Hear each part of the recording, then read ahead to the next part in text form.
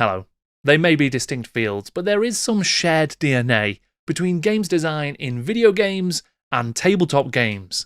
My guest today has spent an illustrious career researching, talking about, and developing games of each kind, considering the culture that surrounds them and the perceptions of playing them. His work in video games has seen him lead development on near real-time news games, give TED Talks on the nature of democracy in video gaming, and co-found Auroch Digital, the studio that has adapted Games Workshop classics like Chainsaw Warrior and Dark Future, and more recently to create the first-person retro shooter Warhammer 40,000 Boltgun.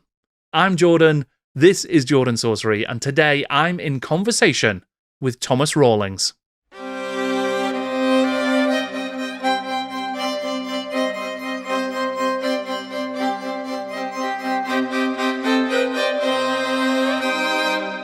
Tomas, thank you for joining me. I just wanted to start by talking about your extensive career in games design and sort of the gaming industry, and maybe just getting a broad overview of the kind of roles you've done throughout that career. Yeah, well, so I've been working as a video game designer for just over 25 years now, and I actually trained in psychology and then worked in sort of social work and stuff like that. And then, and that's hard work, and hats off to anyone who does that work. I know how hard that work is. And I was taking a break from that for a little bit. And a friend of mine worked at a video games company, and he said they're looking for somebody just for a temporary job. And so I kind of got that temporary job. And this was long before there were courses and structured ways of people getting into an industry. And obviously, as soon as I started doing that, I knew that I had this vast fascination, interest, geekdom of it, and had in effect been designing games myself in my spare time. I'd been trying to write games on like the BBC Micro and the ZX81 and stuff like that. So, and writing my own adventures and writing my role-playing games and stuff like that. So, I was very enmeshed in that, and it just kind of all unlocked that love of it, and I really loved doing it. And then, what started out as a 3-month temporary contract while I took a break from what I considered my career was going to be, became my career.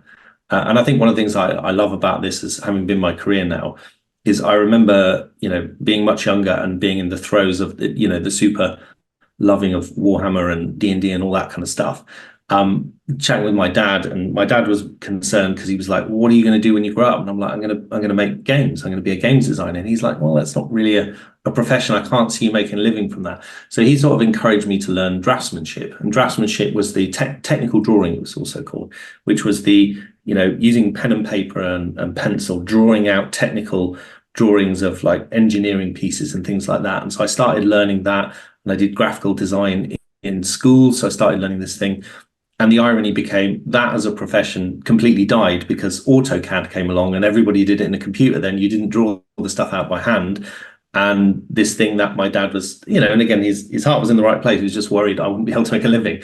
The thing that and obviously it was not part of his worldview, has actually become the thing that I've, made a very successful career out of. So yeah, for me, it's been a joy. And I think one of the things I love about what I've been lucky enough to do as a job is I actually look forward to work. I enjoy Mondays, and I get to work with so many talented people on so many fascinating things that, I kind of love what I do. So, so that's kind of the long and the short of it really was, I got that opportunity. And then, so I worked at first for a company called Hot House Creations, created a game called Abomination, the Nemesis project. I left there, went to a company called Pivotal Games. We worked on the Conflict Desert Storm series of games and the game adaptation of The Great Escape. And then I left there and started my own thing. So I started, with a couple of other people. We started a games company, did that for a bit. It kind of went okay. And I ended up selling my stake in that one, starting another one.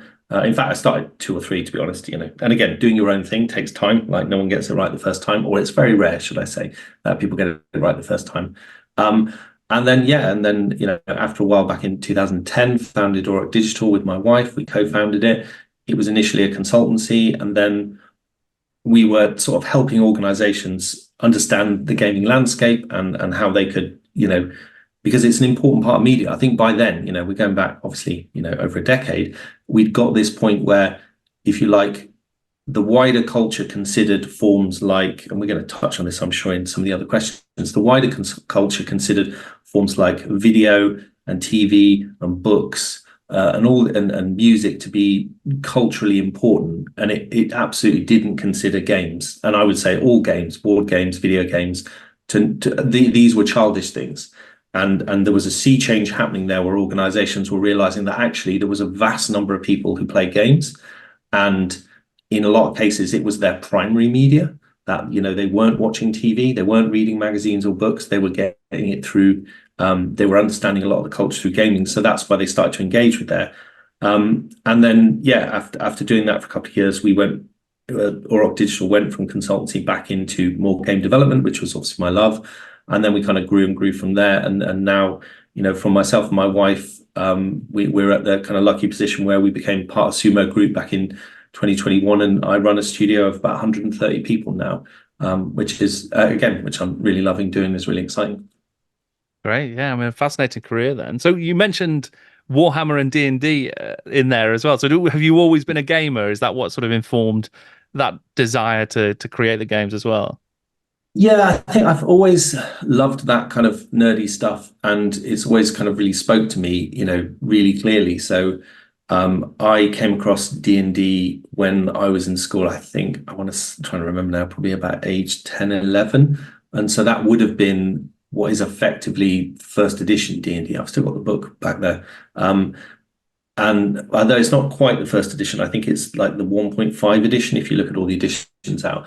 And that just blew my mind. Like, playing D&D was absolutely mind-blowing. I couldn't conceive of such a thing existed, because of course we played imaginative games where, I'm the orcs, you're the elves, and we, I'd seen, my mum read me The Hobbit as a child, so I'd really loved all that sort of stuff. But the idea that there was this game with these rules that you could understand and you could progress, and there was a story, and it wasn't just making stuff up. I mean, there was that part of it, but that structured rule thing, which takes it from pure play into a game. Again, we're getting into definitional things, but a game is, you start to have a rule system and structure, and that absolutely fascinated me.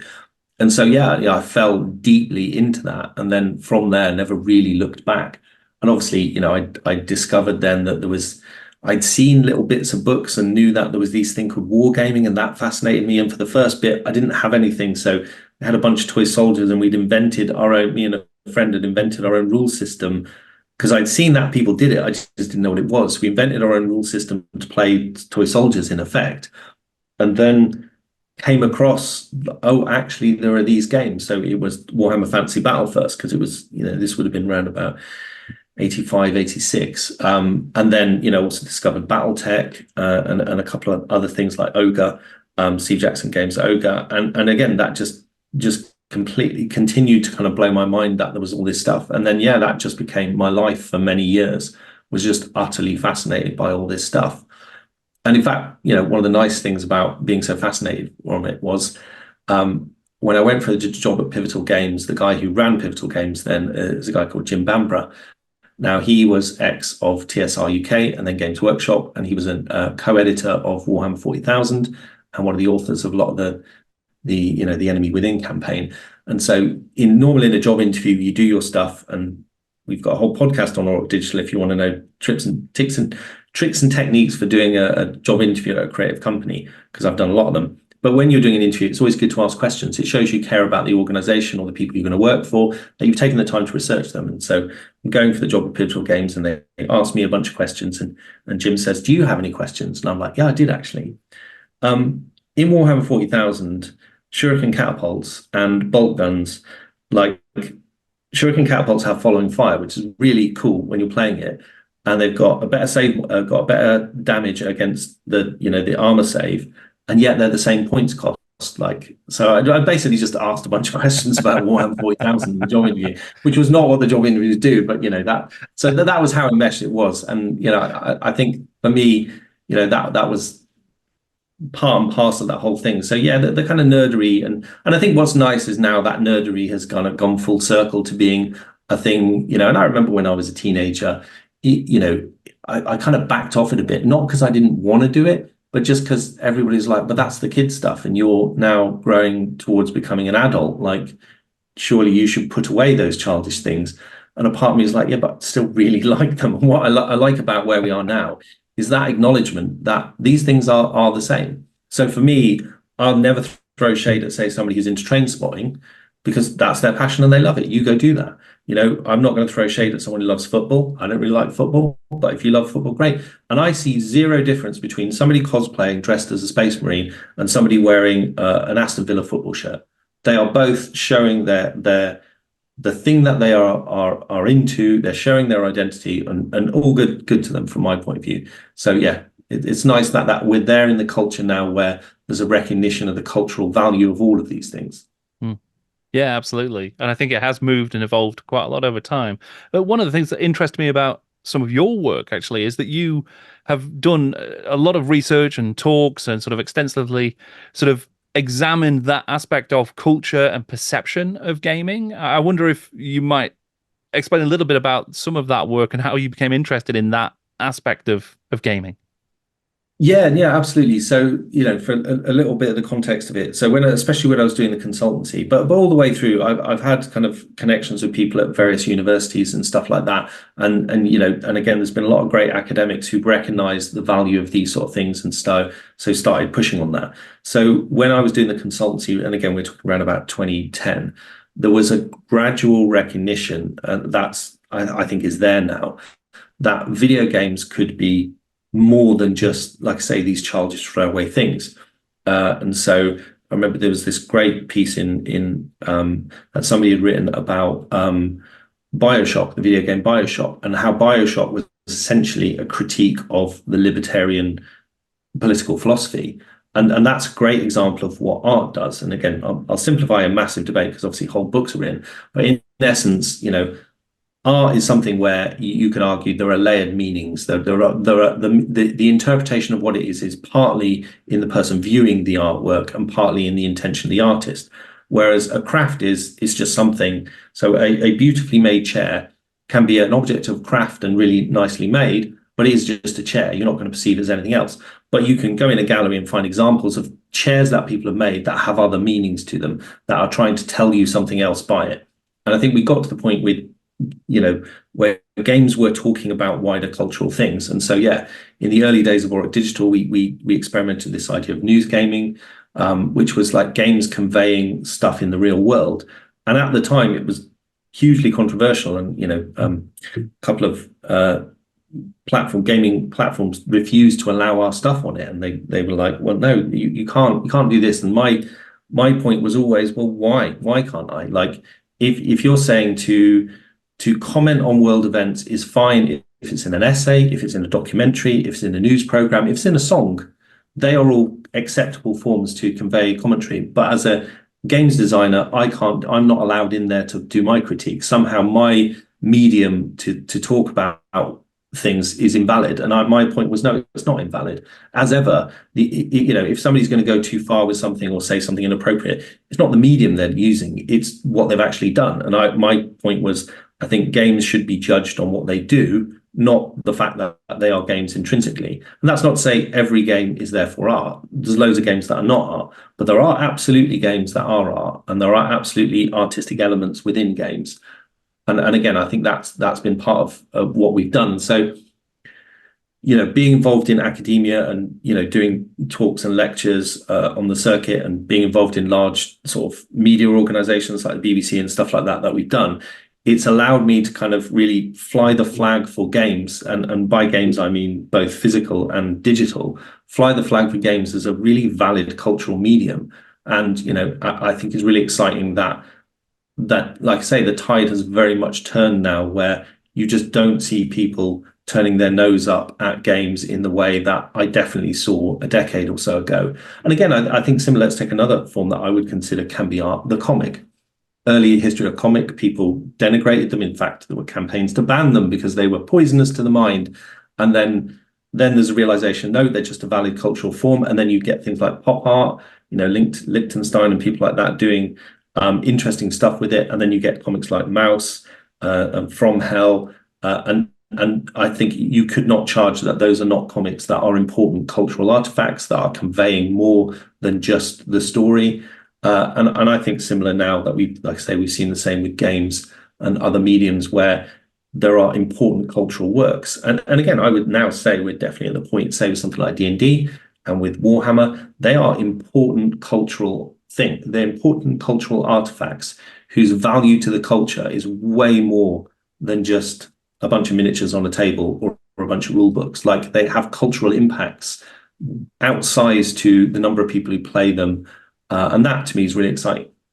I realize I've rambled slightly on that, so sorry. No, it's all fascinating stuff, Thomas. Yeah. So I mean, I suppose if we unpack some of that, I mean, if we start with the news game piece that you mentioned, so this was an attempt to sort of integrate news and current affairs into a sort of gamified experience. Is that right?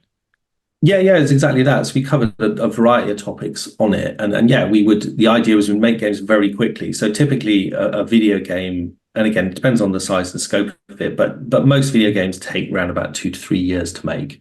But this was the idea of making them incredibly rapidly. So that myself and the team that I had around me then, we would at one point making a game a week, but it meant they were very rapid turnaround because they're responding to something happening in the culture now.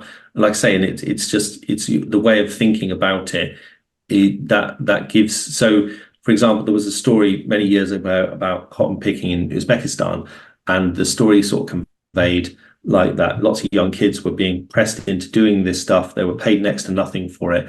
And I thought, okay, how do I represent that in a game? So I had this idea of saying, okay, let's create it was a little mobile app game where you've got to pick cotton and you get a certain amount of time to do it and you've got to get a certain amount of money. And what you realize in playing the game is you spend button is pick, you press it, and you make almost nothing out of it. And then the player gets frustrated and it's like, well, this is rubbish. Like, I'm not having any fun and I've made no money. And you're like, yes, that's the point. That is what I wanted to convey. And I could tell you that in a news story and say they make no money and it's really hard work.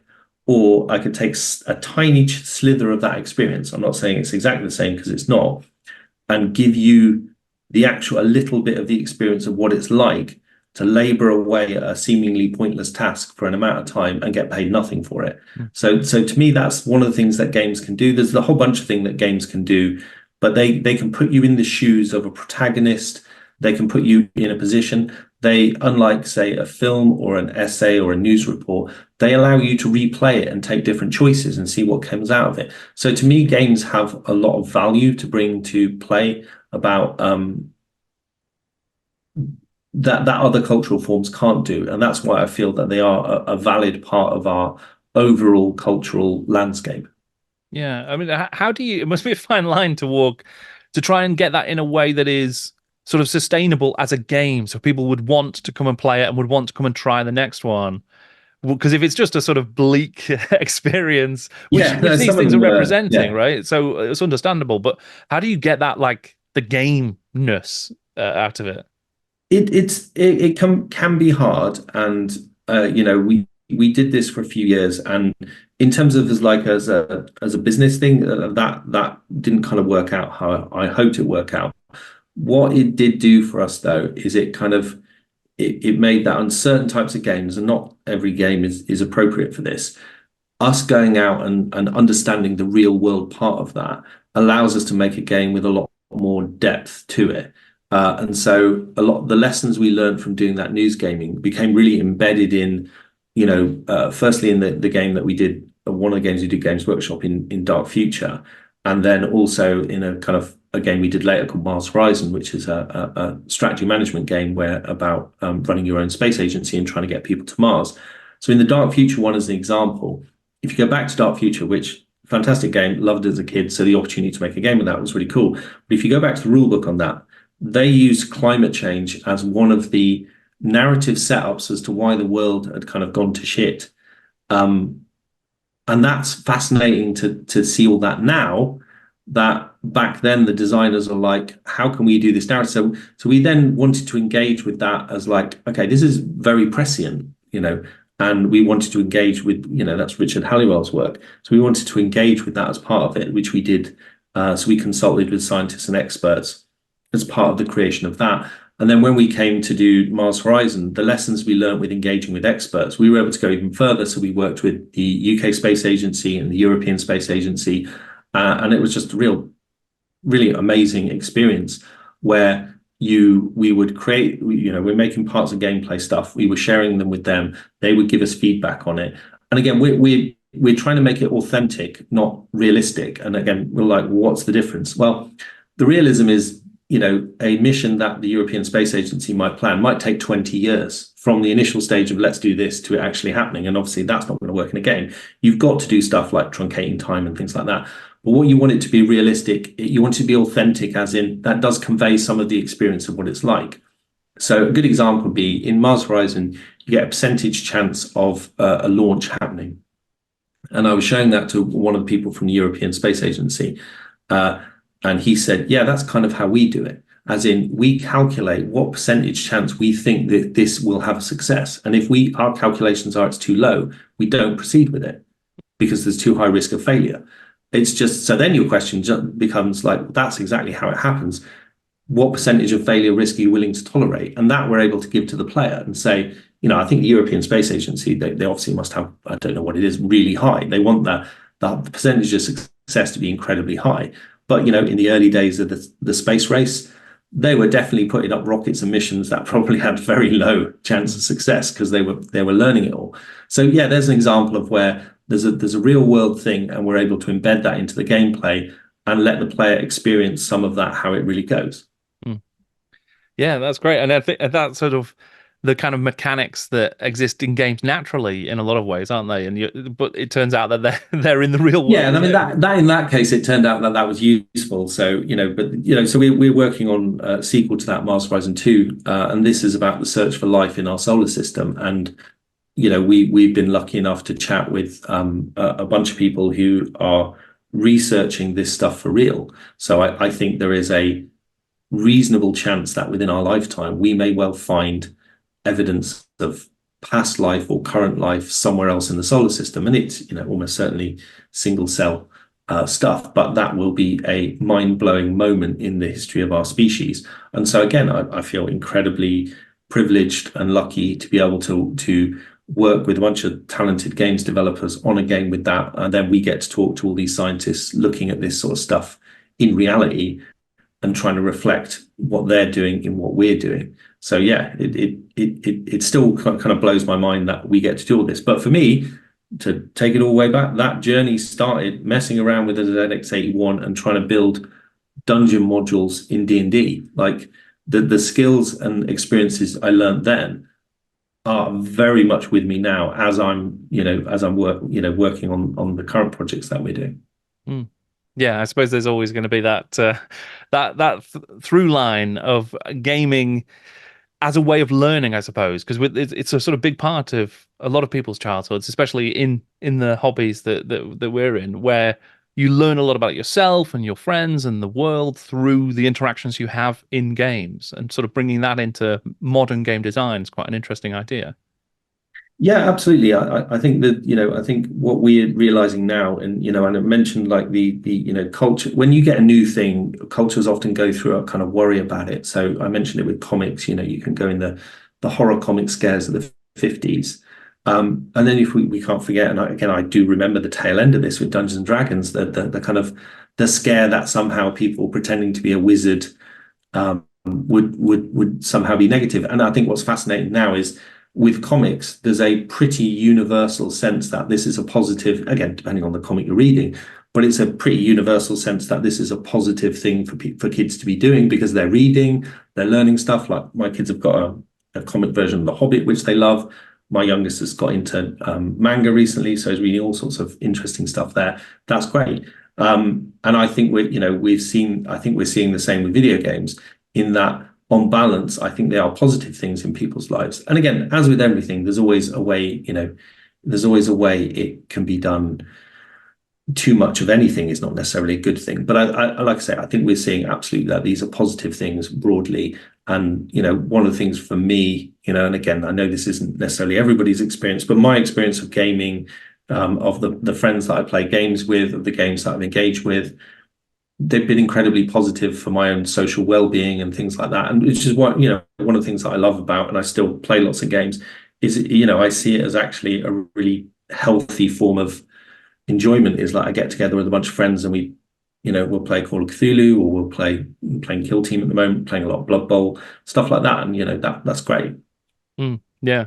I mean, you've alluded to a couple of themes from a TED talk that you did in 2013 there, which was sort of looking at gaming culture and it's sort of examining that intersection between gaming and economics and politics and democracy and stuff. Could you summarize? I know it's probably unfair, but could you sort of Yeah, no, summarize no, that yeah. TED talk from back then? So that, yeah, it was a TEDx talk, and it was run by the Houses of Parliament, and they asked me to talk about what are the, if any, links between gaming and democracy, and because on the surface of those, they maybe seem like these are completely separate worlds, but actually they're not. And I think what I talked about there is a lot of really interesting examples of how you've seen gaming communities evolve all sorts of different ways of trying to figure out how they're going to engage with this world. So, one of the examples was EVE Online, where players essentially are paying a subscription service to a game. And there was a point where some of the players were like, are not happy with necessarily the service or the decisions being made. And so they protested the people making the game, running the game community. And that then the end result of that, and there's loads of fascinating stuff online about it, and you can grab the TEDx talk off my blog if you want to see it. But it ends up them forming a player council where people are elected to the player council thing that guides the company and the decisions being made. And to me, that's fascinating because it's this thing. Well, on the one hand, EVE Online is a commercial project. They're a commercial entity. They can do within the realms of the law. They can do what they want with it. But at the same time, people are putting a lot of time and effort into this thing, and you kind of have to listen to your players. Like you need to understand where your players are. And so to me, you can mirror that. Again, I'm simplifying it slightly, but it mirrors some of the movements of democracy. So the famous US thing, no taxation without representation, where the colonists in the US colonies were paying taxes back to the UK, but they didn't have any representation, and they felt, well, hang on, I'm paying for something and I don't get a say. And I think there's a rough, but there is a sort of parallel of that happened in the EVE Online situation. So yeah, that for me, I think there are interesting parts there. Again, they become complicated, they intermish, they don't match exactly, but I definitely think they're interesting. Yeah, absolutely. I mean, I lost a great many hours to EVE Online during my university days when I should have been studying, because it was a fascinating sort of community to be part of. But Yeah. do you think that culture within EVE, or just generally within gaming, has evolved and changed since you gave that talk in 2013? Oh, absolutely. I mean, again, the things, tools like Discord and Slack and, sort of various stuff, and then the nature of how people play online stuff has evolved massively since then. I think if I was asked to re-give that talk, I'd have to kind of have a think about how I engage with it now, because it's, in some of those trends that I picked up there have sort of grown and some of them have not. It's a complicated picture, but I think what hasn't really changed is the centrality of gaming in our culture. It's just grown more so. And so I think thinking of the world where if you're a gamer, you think in some senses that help shape your thinking. I think that's very much still the case. Yeah, absolutely. Well, you mentioned that you created or co-founded Auroch Digital. Yeah. What was the sort of, and it started as a consultancy, but what was the sort of initial remit, and then how did that change to actual game development? What sort of drove that journey?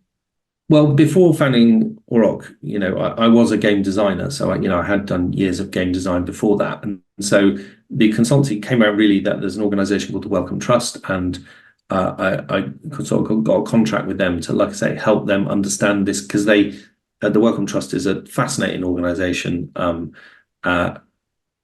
they engage with they fund through grants and various other things a variety of types of media. So they'd fund film, they'd fund TV stuff, they'd fund theater, dance, art pieces.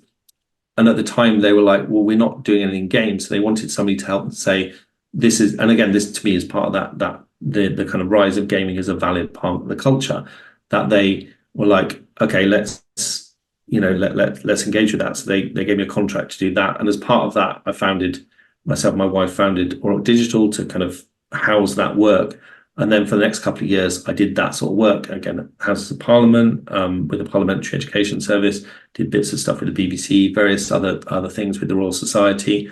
So I was very honoured to work with all these sort of organisations, helping them understand this kind of rising cultural force in gaming. And then, yeah, after doing that for a bit, which I very much enjoyed, I obviously just wanted to go back to making games. And that was, so I did the news gaming for a bit, which we learned a lot at, and it was really good. And then at that point, Games Workshop sort of changed how they were engaging with licensed stuff. And then that led to us doing Chainsaw Warrior. And then that sort of took what we were doing in Auroch in a new direction from there. Well, yeah, I'm interested in this, the Chainsaw Warrior as a sort of starting point for that sort of new era. I mean, because obviously that's an adaptation of an existing board game that you've then taken and turned into a sort of digital experience. I mean, what does that process look like? How do you go about taking something physical and making it digital? Well, for us, it was we wanted to do within there was a straightforward translation of it. So, basically exactly as you would play the game. And the advantage that a video game version of something has is that it can handle all of the rules admin for you. So, if you attack a zombie and roll the dice, it can do all the calculations as to what should happen with it. So in that sense, it was a straight translation of the system that Stephen Hand had built.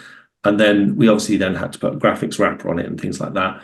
And what was, so some of those graphics had to be recreated because the originals, we could scan in the stuff that was in a box, and I had my own copy of it. And there were some scan-ins of some of the originals, but a lot of the stuff just didn't exist anymore at high enough resolution to make it work for us. So we had to create new stuff, like the cover art, for example. We created new stuff there. And then because you've got the system in a video game thing, then you can play around and give people a couple of options with it. So again, we gave a couple of options of, if you like, difficulty settings. The hard setting being the kind of original out the box, this is how you do it, and then giving people a couple of little different, setup type things. So yeah, I mean, that whole thing took about 3 months to make the first version of that onto mobile. And then after going to mobile, we did a version onto Steam, and that was our first game on Steam. And that was an important milestone in the development of the company, that suddenly we were making games on, what was then Steam is a much more open platform now. It's you like anyone can make a game on Steam. You pay like $100 to access the thing. But back then, Steam wasn't that. It was they kind of had to invite you in, and Chainsaw Warrior was the way we got invited in to put a game on Steam. Right. I mean, why Chainsaw Warrior out of interest? Because it's quite a niche. It's almost a forgotten classic from the GW vaults in a way. Yeah, well, it would be, like I said, at the time there was a shift at GW, which where they were opening up their licenses to not just big companies but smaller companies, which we benefited from that. And so yeah, I just chatted to them and it was like, I love this game. Can I just do a video game version? It wasn't like some super thought out business plan thing. It was just like, I would really like to do this. And so yeah, for me, it was a bit of a labor of love, and it did all right for us, and it certainly. Again, it led to the next stage of our relationship with Games Workshop and as a game development studio. But yeah, at its root was just, I really want to do this. Which can sometimes be the absolute, that passion project can definitely be how you get the great art, like you say. I mean, what you did? You mentioned Dark Future as well, which obviously is quite a different kind of adaptation, because you're not just recreating the sort of mechanics of the board game in quite the same way for that game. So how did that differ in terms of development and production? So with Dark Future, our approach was slightly different in that we weren't looking to do a straight adaptation of the board game. Not that there's anything wrong with the board game. Like like I say, I really loved it, but it was an opportunity to kind of like, here we're going to take the setting and do something slightly different. So I think I wanted to get a sense of the fact that, I didn't want to create just a racing game out of it or that kind of thing. And again, not that there's anything wrong with those genres, it's just not what I want to do. Because obviously on the board game, it is a tactical game. And so it was like, how do we go about doing that? So what we ended up doing was creating this kind of hybrid between real time, because they're cars driving along, and turn-based. So if you've played it, you can obviously slow time down, make your choices of what you're going to do, and then bring time back up into its full speed, and it plays out the things. So you control cars within, you control interceptors within the game, but you don't drive them directly. So it's not about direct control. So for me, I was really pleased with the work we did on that. The team did an amazing job, and and again, we were able to play around with the law and all that kind of stuff. And so, yeah, that was doing something very different with the IP. And I think what was great from our point of view is it allowed us to kind of further build. That was the third game we did Games Workshop, because we did a Chainsaw Warrior sequel as well, which again was an original creation on our part within the spirit of the original. And then we did Dark Future. And then, and obviously at that point, having done 3 games with Games Workshop, we built a relationship with them. And, to me, I mean, I don't know how they see it, but I saw it as like we were gradually building our way up to the bigger and bigger IPs until eventually, we arrive at doing Warhammer 40,000 Boltgun.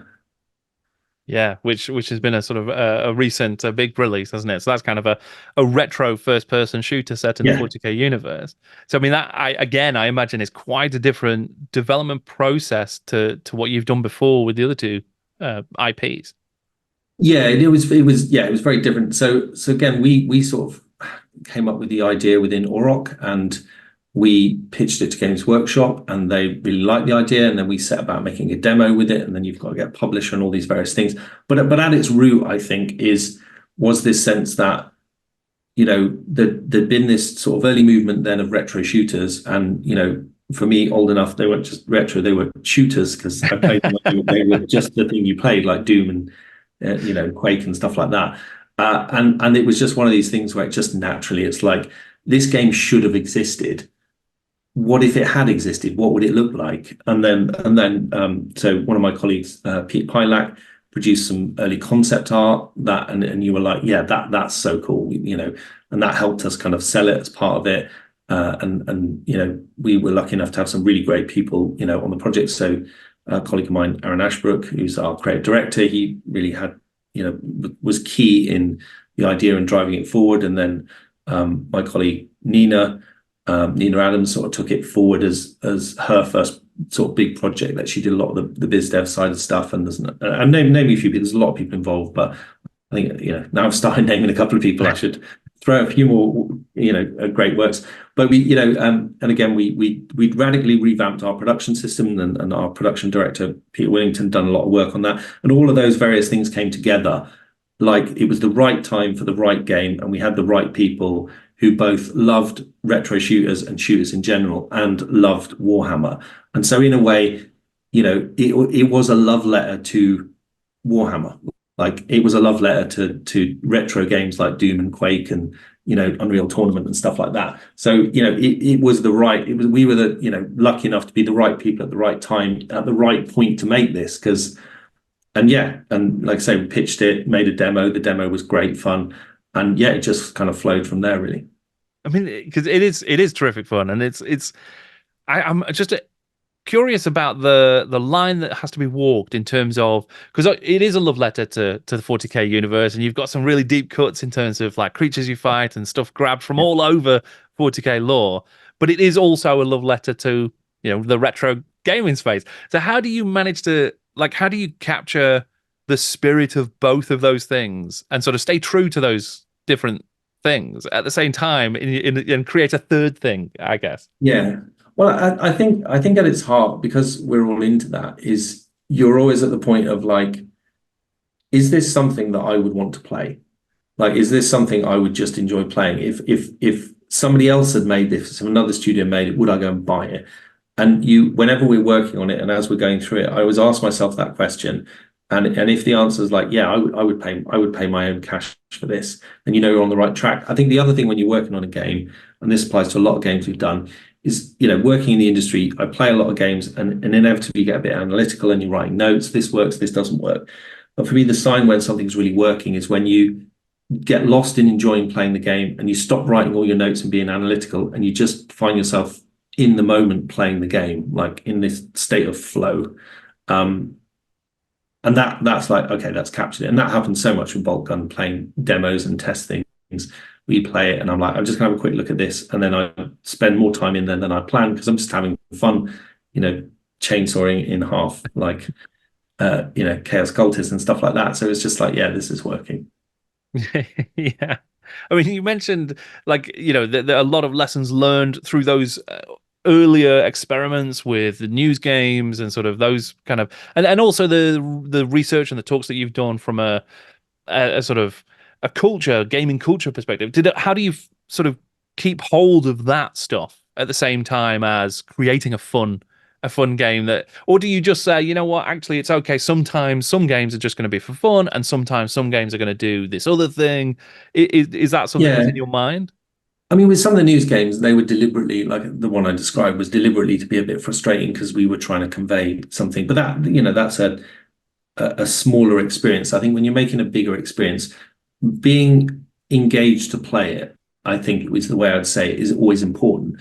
And fun is like fun from a game design point of view. Fun is a kind of interesting because the overall experience needs to be fun, but there will be moments maybe when it's not necessarily as fun. And you might think, well, of course, it's always got to be fun. But let's take the example of like a horror story. We take a horror story as an example. You watch a horror film. There'll be moments in watching that film with a jump scare or something like that where you're not having fun at that moment when you're scared, but the overall experience to you is, I enjoyed that. And I think it's similar like games. I think we want the overall experience of something that I want to do this, even if there's moments of stress or frustration or difficulty or challenge.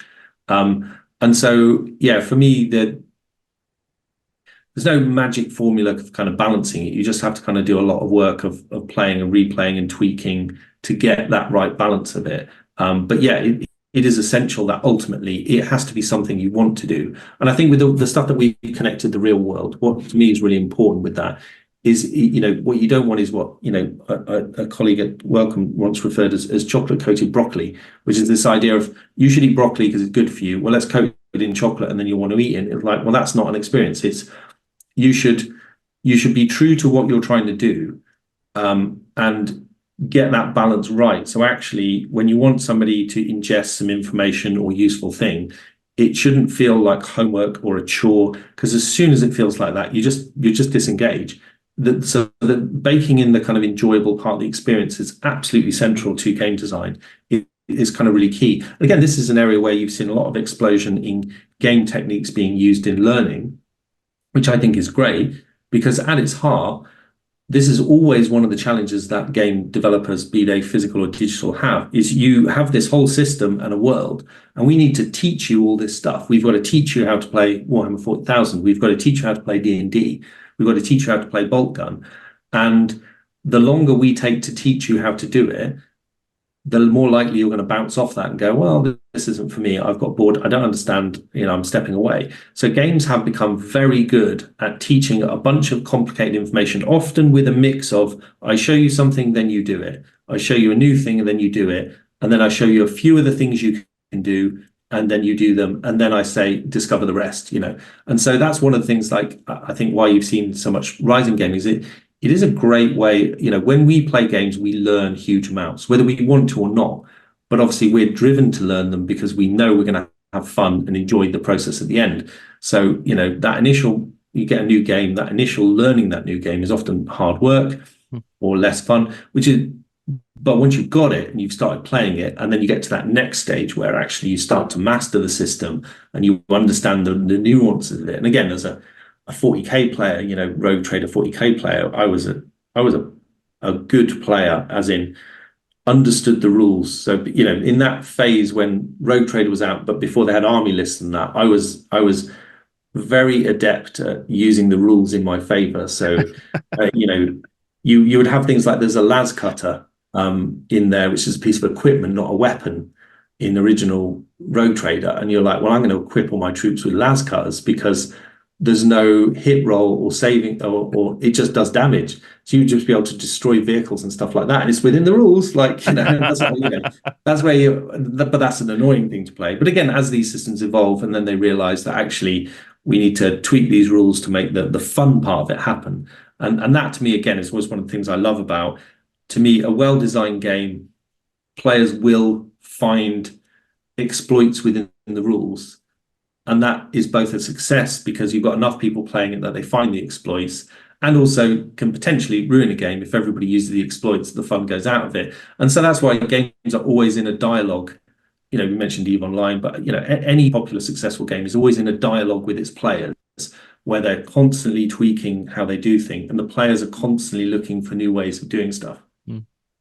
And that kind of prompts a thought as well. I mean, I'm sure you will have had a similar experience as many people have when you're trying to, certainly back in, 10, 20 plus years ago, trying to introduce someone to a role-playing game, and it was an alien concept. It just didn't make any sense. Or even with a controller for a video game console, you put it in someone's hands and they've never experienced it before. They just don't know. It feels strange. Whereas now there's a lot of sort of almost it's like a societal knowledge has developed where people understand those basic mechanisms of dice rolling and role playing and video game controllers. So you can almost start from a higher level when you're designing a new game. So does that allow you to do more and sort of experiment more because there's already a base knowledge that's out there? Yeah, very much so. So if you're doing a first person shooter now, there's so much culturally that you expect in how to control that you have to do a lot less work teaching people how to play Boltgun than you might do Mars Horizon 2, which is going to have lots of complicated systems that interlock with each other, which is part of the gameplay. But again, what's fascinating with these things is then when people learn it, then people can play with it. So you look at a game like Super Hot, and it takes the tropes that we know with first-person shooters, and it plays with time as part of the. If you played Super Hot, it's the game where the bullets move when you do. So if you stand still, the bullets don't fire towards you, and as soon as you move, they start moving. And so it adds this new dimension to it, and that's one of the things I love about the working in both video games and tabletop games is designers and creators are constantly playing with the boundaries of what works and what doesn't work, and that's really exciting as part of it. Yeah. Oh, and well, I suppose I was just going to mention Boltgun. Obviously, it's a sort of. It seems like it's been quite a success. There seems to have been quite a lot of positive buzz around it. What was reception been like for the game? Yeah, no, it's done extremely well for us. But again, we've innovated a bit within that. Like I would call out a few of the things that we've done. So the kind of the Marine's kind of jump attack that he does when he squashes enemies and things like that. There's like a conscious thing of giving you the sense of what it's like to be a space marine, while at the same time that's fun to play. And then stuff like the taunts, which have become very memey and a lot of fun. But that sort of thing, like it doesn't play a gameplay function, but it very much is enjoyable to do. And then one of the bits I love most is obviously the idle animation where he takes out the codec to read the it's a very ultramarine thing to do. And it's that sort of thing. It's like that combination of things that have a gameplay value, but things that convey the spirit and the love of the genre. You're trying to wrap all those things in together as part of it. Yeah. I mean, I suppose, I guess the sort of natural question is, will there be more exploration of the sort of Boltgun version of 40K? Might we see more in that kind of space down the line, do you think? Can't say, unfortunately. I mean, what I can ask people to do, it sounds like you've lined me up a shameless plug, but it's not. But so Auroch Digital does a newsletter. So if you go to our website, and hopefully you can put a link in the show notes. We have a newsletter, so everything we do will be there. But yeah, I'm not in a position to sort of say sure stuff at the moment. No, I definitely put you on the spot there, Thomas. I'm sorry. That's all right. It's fine. But you've also developed games for the tabletop as well, haven't you? You've done some card games, and you did an Agatha Christie card game as well. Yeah. So this is so it's a mix of stuff here. So we did a board game version for Mars Horizon called Mars Horizon Blastoff, which again, we'd taken over to the European Space Agency and taken to the UK Space Agency thing and played it with people there. And that actually came out of like, sometimes when you're designing a game, you do a lot of early prototype work. If you're doing a prototype for a first-person shooter, we built that in Unreal, and that has a lot of tools to allow you to do it. But it still takes I think it took us 3 months to make the prototype for that, to put all the bits together to it.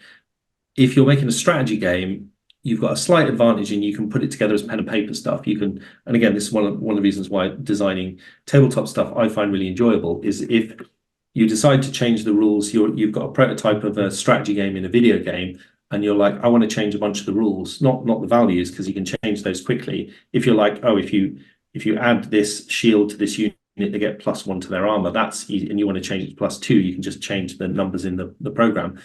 But if you're like, oh, I'm going to change the way it handles armor completely, that can be anything from a couple of days code work to maybe even a couple of weeks to redo it, depending on how you've done it. Whereas when you're designing a tabletop game, you're like, I want to change the way armor works. You can just cross out the rules you've written and write new ones and just try it there and then. So as a game designer, it's very enjoyable to have that immediacy with how you do it. So yeah, we had as part of, so game Mars Horizon has the mission loop. So when you're actually in the mission, what you do, and the management loop. And an earlier part of it, we developed some pen and paper prototypes for that. And one of them was kind of a lot of fun. And then that we ended up going off and kickstarting that successfully, and that made the kind of the blast off version. The Agatha Christie one came around because again, somebody I knew through the industry was working with the Agatha Christie. It's called Agatha Christie Limited, and with Agatha Christie's grandson, and they wanted a game to kind of reflect stuff. And it just struck me like there's obviously been this huge renaissance in board games over the last few years, which is very exciting. And I thought this would really suit a social deduction game. I mean, Agatha Christie, social deduction, they just go together. And so yeah, that design came out of that. And so Auroch Digital did the initial design work with myself sort of leading on that. And then we partnered with Behaviours, and also I've got a small board game company called Boltgun. We partnered there to kind of bring that to life. And that's done extremely well. I'm incredibly pleased to say I think we're on something like the 8th printing of it. So yeah, that's been great fun. Yeah, that's great. And again, to put you on the spot, is there more in the tabletop space that you're looking at or would like to do in the future? Oh, there's definitely stuff I'd like to do in the tabletop thing. Like I'm very like I've got back into RPGs over the last few years. I think like a lot of people, sort of rediscovered that love. So in fact, so both playing them and then naturally as somebody who creates stuff led me to wanting to make more. So yeah, I definitely want to do more in that space. I mean, I was just looping back to the video games development piece. The timelines that you were talking about there, so it can be quite quick to get a prototype together. But what kind of timeline is there behind making a game? I'm just curious. Well, yeah, so Boltgun in total end to end, I think was about 3 years. Right. So from us making the prototype to the one coming out in players' hands. And that's, like I say, that's not unusual for a bigger game. Your big AAA games, if you've got, let's say, a Call of Duty one where they've got big releases every year, they may have 2-3 development studios working on that stuff in order to keep that release cadence, because it's a lot of work goes into it. So yeah, I mean the process from in that case we got the prototype, we then needed a publisher, we spoke with we pitched it to a few publishers, we ended up working with Focus, who've been great, and then then what happens is you've then got obviously Focus, Games Workshop, us. You develop a plan of how you want that development to go. So we work out we map out all of the stages from where we are now to when it's in people's hands, all the things we have to do.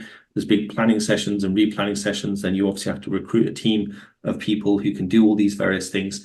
So it's quite an involved process. So the Boltgun team at its smallest was probably, I think, about 5 people working on it. And at its biggest, probably had about 30 odd people at its height. And again, you will have a smaller team in the early stages where you're prototyping and figuring things out. And then that turns into a much bigger team when you know what you're doing and you've just got lots of stuff that needs making. You need weapons and effects and levels and, scenery and furniture and all that kind of stuff. And then as a lot of that gets created and integrated, that team slims down a little bit, not hugely, because you're making less stuff and you're just integrating what you've got. But then there's a lot of play testing and balancing and looking for bugs, and that's where your QA team comes in and a key there. And then obviously you do the porting work to bring it to all the different platforms that it's going to be on. So yeah, it's a pretty involved process, and that's why it all takes so long, because there's so many components to it that have to come together. Yeah, I mean, and given the number of people who are involved in this kind of production, I suppose, in the same way as like movies, I suppose, so many different hands, so many different artistic visions. Do you think that influences any of the conversation around it as an art form? Because there isn't a single voice, there isn't a single author, a single artist. It's the work of many artists together. So does that have any sort of play in that conversation, do you think? Yeah, I think for my experience of games is they are very team centric. Like sure, you have people taking leadership roles, maybe in art, code, design, overall, and they help drive that and shape that pretty significantly. But and you do see individual indie creators doing everything themselves, but but a lot of those games take literally, I've seen one that's like a decade in the making. So the fewer people you've got, either the less you can do, or the more you have to do, so the longer it takes. But yeah, games in general, from my experience, are very much team efforts, and so you have to do a lot of work in running a game development team to keep everybody with that singular creative vision, because even small decisions that people might be taking about controls or user interface, or exactly how the lighting might work on a level, or what weapons would be, they've all got to pull in the right direction. They've all got to pull in the same direction, and that's easier said than done, because if you say, well, if any game you're working on, you need everybody to buy into that vision. And what was helpful with Boltgun is that vision was simple. It's a retro shooter, but it's Warhammer. But you still have to do a lot of work to make sure all the team is still pulling in the right direction. They're all pulling in the same thing. And there's thousands of individual decisions made by all those team members over the course of that, 3 years making it, that if you're not all pulling in the right direction, it can start to get a little bit lost. And again, I think often if you look at games that have not really worked out, and we've done games that have not worked out the kind of way I wanted them to necessarily. Some of that is often that central vision either wasn't communicated or wasn't tight enough, or something along those lines.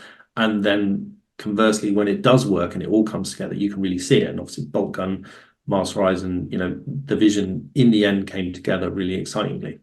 Mm. I suppose the natural question, just as we've talked about gaming and art and all that sort of stuff, is, and I will, with the exception of games you've worked on or from your studios, which games do you think have attained that level of art or are moving in that direction, like that are out there that people can play? So yeah, I mean, so let's take the video games. There's a video game creator called Bennett Foddy, and he's made a whole bunch of stuff that I think has that artistic component to it, where it's a kind of discourse around it. There's a game, and if you go to itch.io, there's a lot of independent creators creating both tabletop stuff there and digital stuff, and there's so much experimentation going on in there that I think, they've to me, like I say, art comes around where there's other layers of meaning going on it. And again, I think if you look at, say, the 28 magazine and the community that's built around there, I think they're doing amazing work, not just creating fantastic things, but at creating things that are open to a wider interpretation. And that's where you get into the realm of art. And that to me is really exciting. It's that how do we drift from craft, as I mentioned. So, when I paint miniatures, and I'm painting a Norse Blood Bowl team at the moment, they are definitely craft. Like I'm not as skilled enough at that. I love it and I enjoy it, but I'm not skilled enough that I'm doing something else. But then when you start taking those pieces, and I was looking at one of the White Dwarfs recently, and there's some astounding dioramas there. I think at that point in a diorama, it can start to become art, because you're telling a story and there's meaning. And some of that meaning might be overt, but some of that meaning might not. And if the meaning that the person looking at that diorama takes away is different from the meaning the creator intended, then you're getting into this other level. And that to me is where it starts to get really fascinating. And the ultimate thing of that is the Chapman brothers, who are kind of young British artists, famous from the 90s. They made this huge piece, I think it's called Hell, which is loads, and it's kind of like a weird amalgam of the dead rising up to destroy, I think it's like a Nazi death camp thing. And there's thousands of little miniatures that they've created in this thing. No one doubts that's art, but the skills and techniques they use to create that piece, and again, maybe we can pop a link in the show notes, this famous piece of art is exactly the techniques that people making a diorama or putting together, standard hobby stuff would use. And to me, that was an interesting thing of, like, if the intentionality is, if the artist says, I'm putting together a bunch of miniatures into a scene to tell a story, and it's art, no one's saying, no, that's not art. So to me, in a way, that was like, well, that means anyone can make art. It doesn't mean everybody has to. And I'm not saying everybody doing hobby now has to consider the artistic impact of it, not. But I am very open to people making pieces and saying, what do you think? And me looking at that going, that's art, Yeah. So hopefully not too long until we've got Space Marines and Necrons in the Tate Modern then.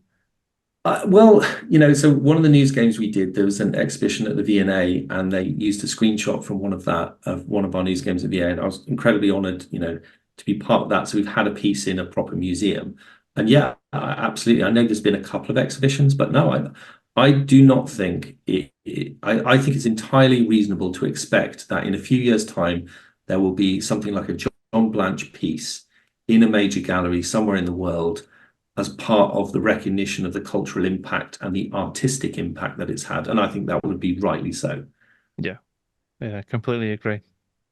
Great. Yeah, and Well, who knows, in like 100 years' time, like in the same way, the pictures of the expressionists and, the various other art movements of command vast sums and are displayed in maybe 100 years' time. A lot of these iconic pieces like, say Epic third edition or Warhammer first edition, second edition, third edition with the Black Templars would be on display, in the Louvre or something like that. That I think reasonably so. Like they are cultural artifacts, definitely. yeah, I think that makes perfect sense and isn't unreasonable at all to suggest. Yeah. Yeah. Well, I really appreciate you taking the time out, Thomas, to chat to me about gaming culture and your experiences and your work. It's been a fascinating conversation, so thank you. Yeah, well, I just want to, do a thank back. Like, I've been a fan of your channel. I'm a patron of the channel, Patreon of the channel. Not sure how you say. And really enjoyed being all that stuff. And like, I really love the kind of positivity that you bring to the hobby.